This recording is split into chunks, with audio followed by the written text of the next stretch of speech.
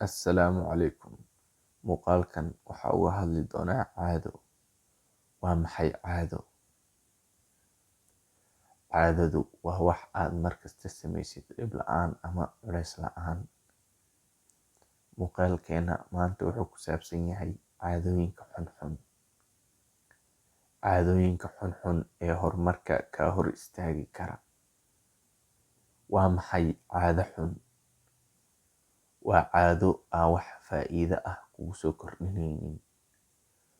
Waa caado aan wax faa'iido ah kugu soo kordhinaynin khasaaro mooye. Maxaa ka mid ah caadooyinka xunxun? Way badan yihiin, balse qaar ka mid ah haddaan soo qaato. Waxaa ugu horeeya daawashada aflaanta xunxun, balwadda, dhafarka iyo hurdo badnida, xadgudubka ama dulmiga masaakiinta, cibaado la'aanta, isla weynida ama diididda afkaarta dadka kale, sida inaad yeestid qof kale fikirkiisa, aad dadka iskala weynaatid.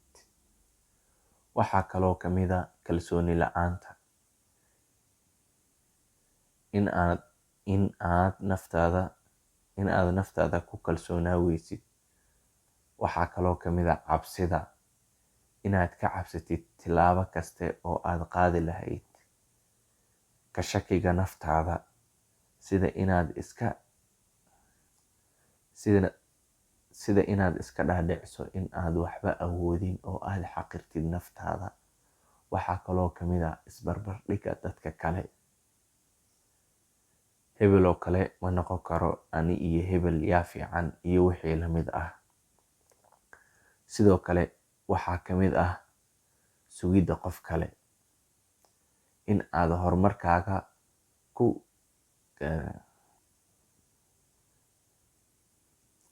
qof kale ka sugtid in uu horumar ku gaarsiiyo, ama ku tashiga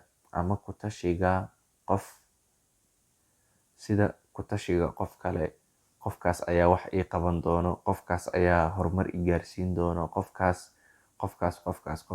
Naftaada ku kalsoonaaw, qof kale ha ka sugin horumarkaaga.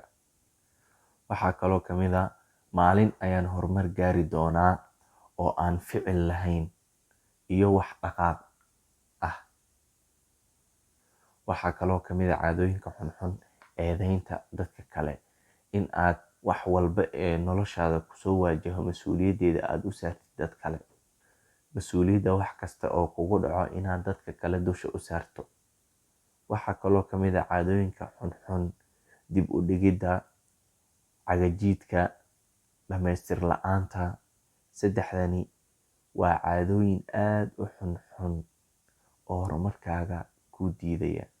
Saddexdan waa cudur muhiim ah in aad ka digtoonaatid.